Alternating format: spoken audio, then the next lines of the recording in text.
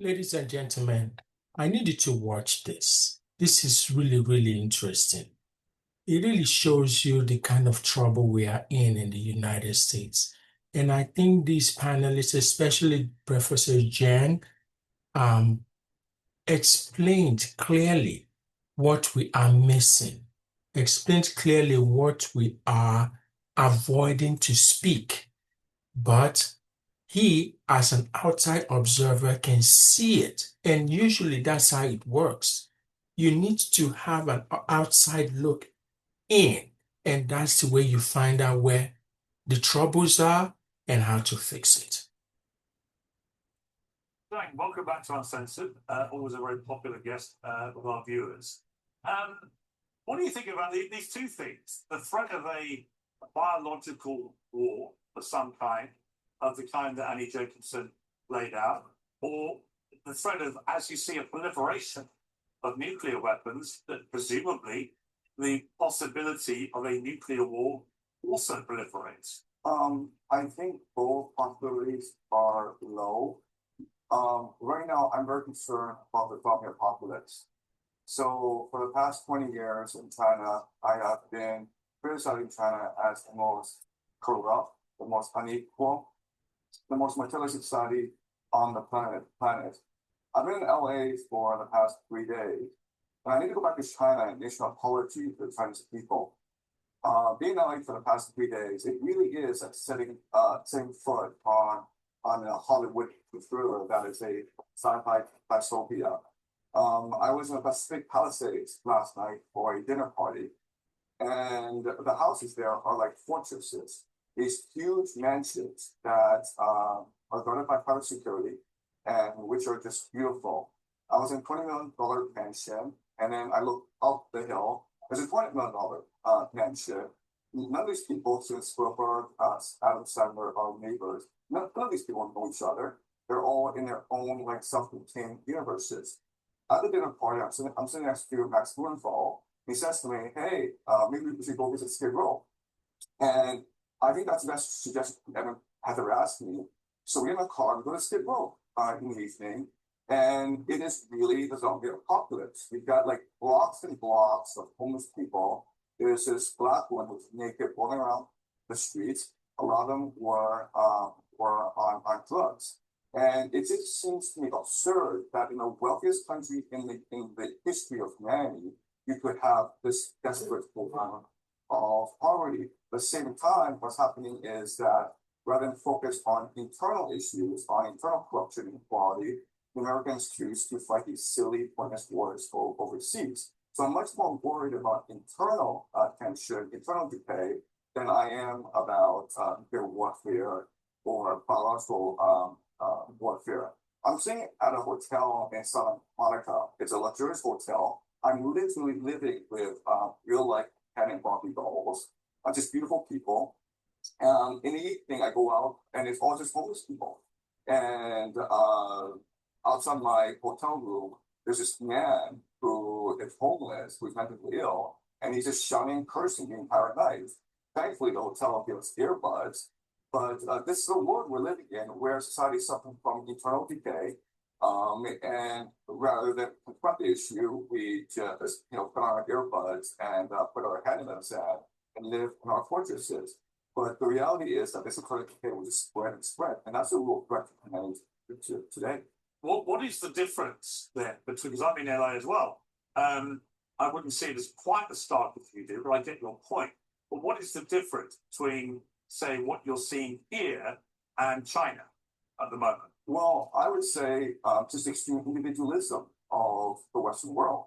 Whereas in China, we focus on family, we focus on community, so we don't really have much of a homeless problem because we think that our brother is suffering issues. We welcome the brother into our household and accommodate him until he gets well. But here in the United States, everyone's left to fend for himself. So if you make one mistake, maybe you're doing well, but you get sick and the healthcare bill overwhelms you, you go bankrupt. You're on the streets. It is atrocious. You think that in the wealthiest society in the world, millions of people are just being left behind. Half the country can afford like a $20 emergency. I'd love to comment on that, if I may. As an American on the panel, what do you feel about it? I mean, look, if anyone's looking for a debate, they are not going to get it from me because I completely agree with what Professor Jiang just said. And I live in Los Angeles, and I want to walk my book over to your hotel because, in essence, you just took a major thread of my book and relayed it because I address the outbreak in Los Angeles. The outbreak in the United States of America first occurs in Skid Row, precisely for the reasons that you pointed out, that I wanted to point out, which is what underpins my narrative on top of being sort of a national security cautionary tale, is the fact that America today is like schizophrenic about its own reality of what is happening within its own borders. One of the shocking things that was said to me by a Defense Department official who used to war game these scenarios at the Office of Net Assessment under the very famous Andy Marshall, he said, there is no homeland defense against a biological attack or incident, which is an accident. Only something you can do to mitigate extermination. And when you think of that coupled with the scenario, the reality that Professor Jiang just painted about my own city, then you realize America has a really big problem that is only going to explode elsewhere. Precisely what your other guest said, like drawing back from its partnerships around the world. I believe this all has to do with the fact that there is this complete disconnect between reality and fantasy here in the United States. It needs to be addressed or we're circling the drain. If I might say something? Yeah, Professor, yes, you can. I was going to bring you in, actually. I was just going to ask you, Professor, before you respond. Well, respond first of all, then I'll put my point to you. Sure. I mean, not for Professor Jiang. I mean, I find that was a very romantic picture of China. China is an oppressive dictatorship, and to somehow present China as that rose-colored society vis-a-vis a very messy Western, and the United States is a messy Western society, I think completely distorts the reality between the two. In China, we don't know what's actually going on in a lot of China because it is quite a dictatorial controlled society. So I would think that we need to step back and have a little perspective. I think the real problem in the West is the growth of authoritarian figures. It's because it's becoming more like politically, with sort of real strong men trying to put in place their individual visions, and we don't have checks and balances like we used to.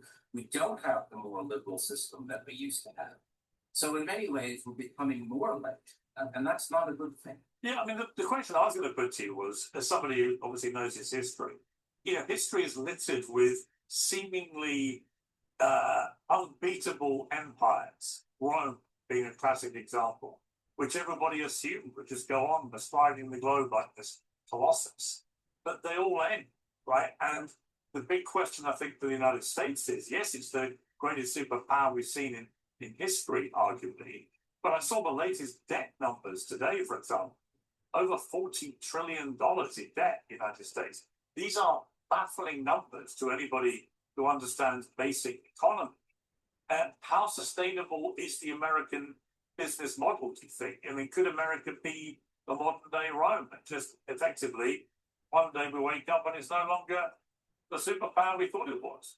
America would dream to be in Rome's financial situation. The American, that's actually a much greater fear to me than this idea that this society will break down. Because the American debt, as indeed the debt in many countries around the world, including in China, real estate debt, is basically unpayable. Now we can't pay back the massive amounts of money that are owed. To the United States, the debt problem is structurally, it's just going to get larger. So there's no way to reduce the debt unless we completely remake government. And it's hard to see how that will happen.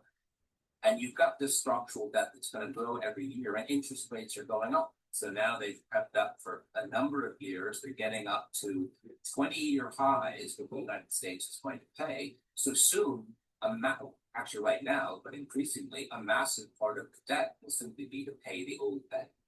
And that is going to set off a chain reaction that I am very worried about.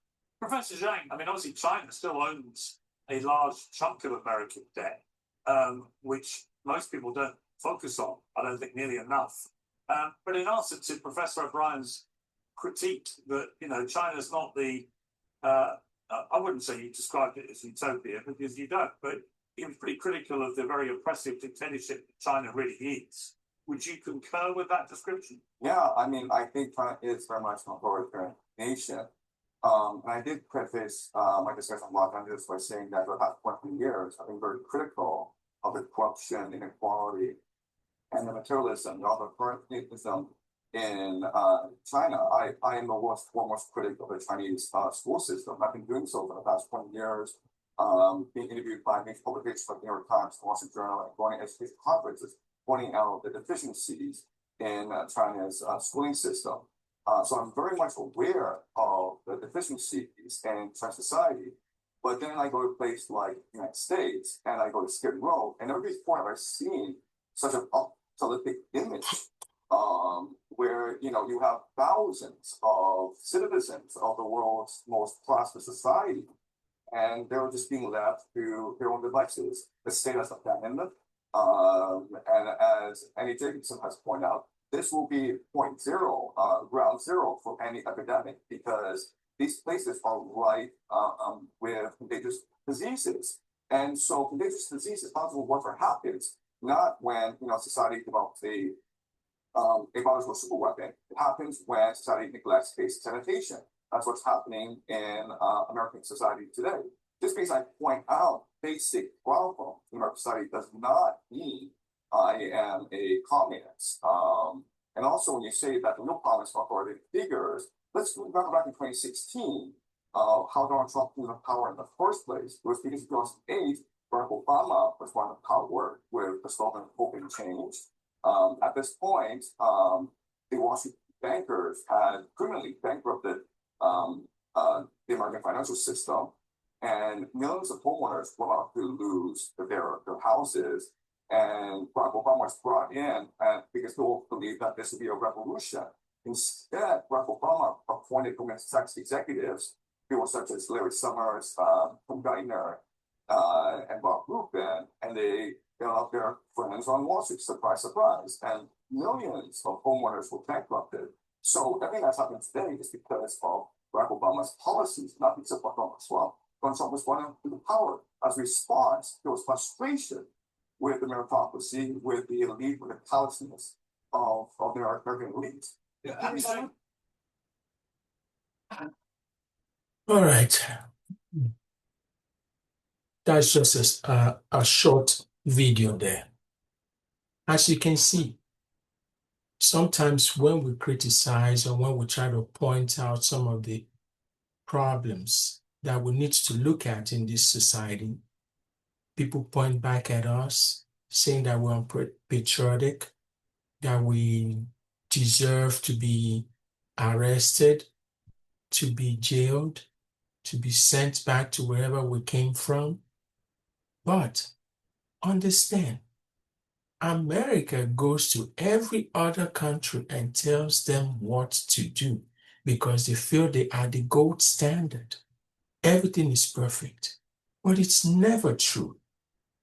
Professor just mentioned a few things, including the other panelists. They mentioned a few things, and we need to really pay attention to it.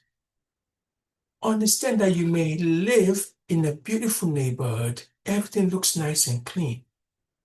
But like it says, Skid Row in Los Angeles, the $20 million mansions, but then you just walk a few blocks, you see homelessness, drug addiction. There are many Skid Rows in our neighborhoods, but we have decided to close our eyes as if we don't see it. We believe that we live in an isolated universe, but it is never true, because when you don't serve people, when you think that this is only isolated to the other person and it's never going to come to you, eventually it comes to your doorstep. So there are so many Skid Rows in all our neighborhoods. We all have to work as a group, as a society, as a community. I love individualism. I love that you have to pull yourself up. I love the fact that you have to go out there and make something of yourself. But understand, no one makes it all by themselves. There's always someone, something, some events. And these events are powered by people to help these people grow. Even Elon Musk you're looking at. There was a time his company almost went bankrupt. It was someone that bailed him out. Someone must have bailed you out someday in your life. There's always somebody somewhere who has helped you to where you are today. And so why turn your face on someone else? Talked about dictatorship. We have a democracy, that is true. But it looks like it's a coup. It's a democracy that is in decline without a coup. We have the surveillance state. We have speech oppression. We have our movements being tracked. We are living in a police state, whether we believe in it or not. They may sell it to us as safety, but safety by losing your freedom, it's no safety at all. You also mentioned the fantasy we live in. Oh yeah, we have all the distractions. We have the movie theaters, we have the nice cars, we have the big houses. There's so much you can do. But look around. It can be a fantasy. Live in a bubble. But bubbles, as we all know, eventually pops. We have to figure out how we can work together. Let's take the example of this immigration issue. When people were voting, they voted because, oh yeah, we want these immigrants to be out, illegal immigration. But you forget that when you go to the grocery store and you buy your apple cheap, it's because of illegal immigration. The people who pick your apples, who pick your strawberries, who pick your bananas, they're illegal immigrants. And because they paid less, and they're happy to be paid less, makes your groceries cheap. And now we're beginning to realize it because farmers are complaining that their harvests are not being harvested. They're complaining that their crops are being left out there to get destroyed.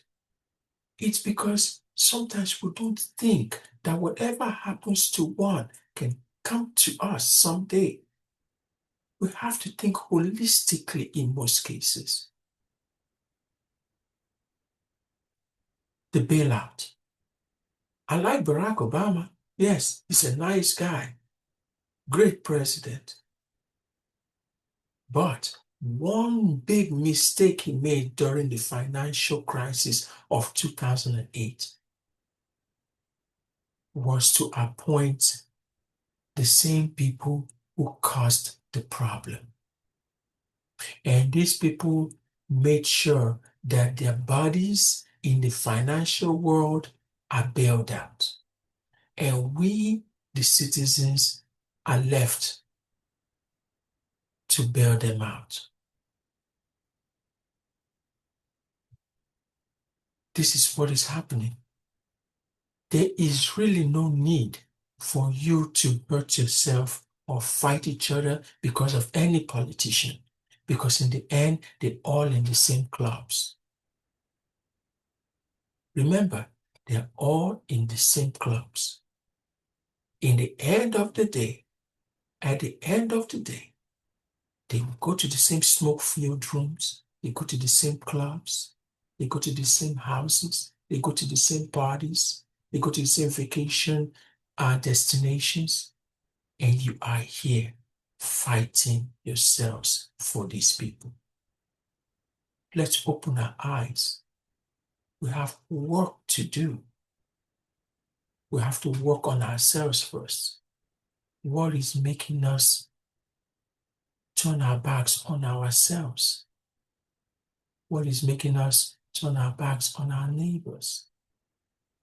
Let's open our arms because the world is coming to the point where We all have to work together. There's no other way. So, if you like this video, subscribe to my channel, hit the like button, write a comment. I'll be happy to hear from you. Until I see you next time. Bye.